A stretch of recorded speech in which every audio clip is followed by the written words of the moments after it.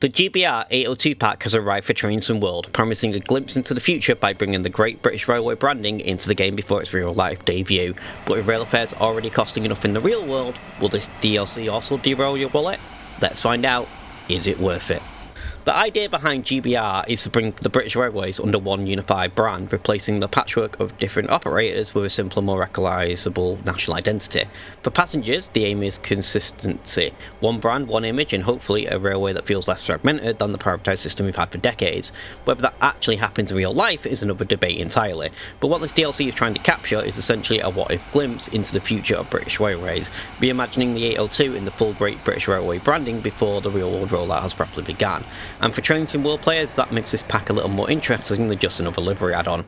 Now, in terms of content, the GBR 802 pack follows a very similar formula to the HST Farewell pack, and the comparison is unavoidable.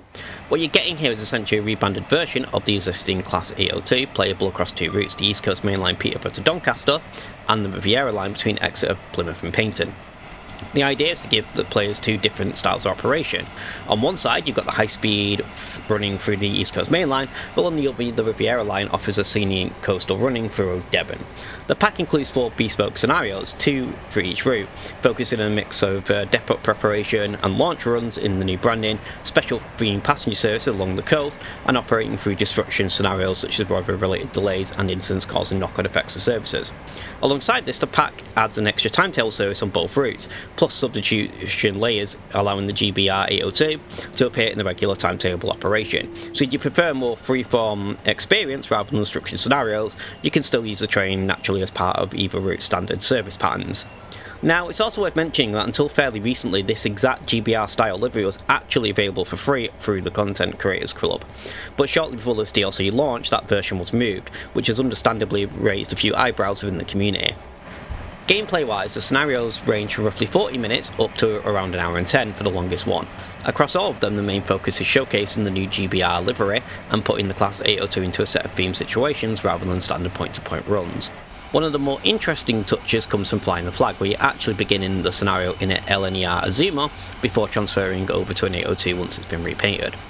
Overall, the scenarios are enjoyable enough, but they do feel like one-and-done experiences.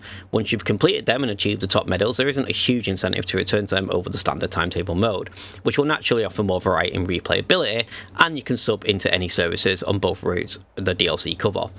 In terms of highlights, Counterpart there and Riviera Rendezvous stand out as more engaging scenarios, mainly because they lean into disruption and atmosphere rather than just simply driving from A to B, but even then nothing here really feels like it pushes scenario design into new territory for Train Sim World. There's also a wider issue with accessibility and value.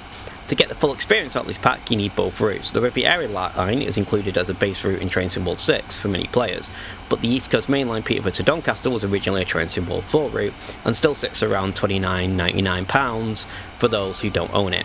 So for new players, this immediately becomes a split experience. Either you already own both routes and get the full package, or you only get half the content unless you invest further. Most long-term players will likely have access to or have picked it up in the sale, but it's worth pointing out as part of the discussion. That said, the Great British Rail livery itself does look solid on the 802. It's clean, modern reskin that fits the train well visually.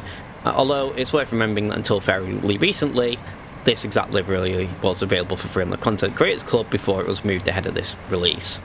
Performance-wise, this is a slightly trickier section to break down, mainly because there aren't any obvious game-breaking bugs or major issues introduced by the pack itself. Compare that to something like the ATS Class 90 content or even elements of the HST Farewell pack, nothing here stood out as fundamentally broken or unstable during gameplay.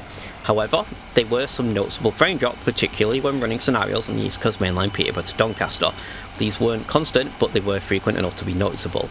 That said, this feels less like an issue with the GBR 802 pack itself and more like a broader optimization problem with the East Coast Main Line route. It's known performance heavy in route and Train Sim World, and the content doesn't really appear to make the situation noticeably better or worse.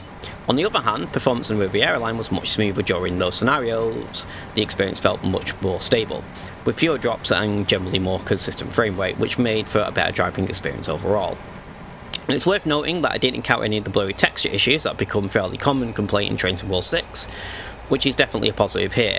Everything loaded cleanly and remained sharp throughout my time with the pack.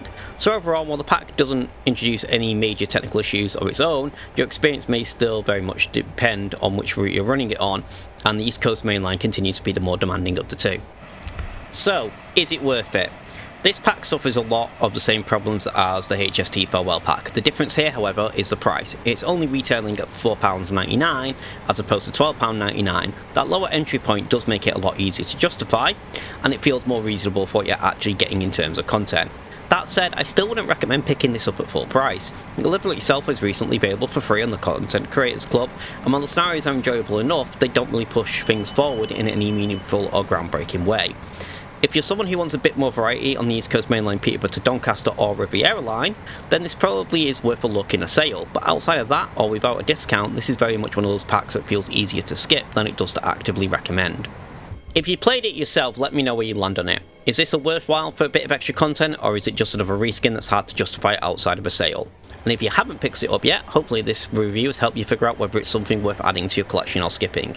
If you've enjoyed the video and want more honest, no-nonsense Train Sim World reviews and gameplay, make sure to drop a like, leave a comment with your thoughts, and subscribe. As always, thanks for watching, and I'll see you in the next one.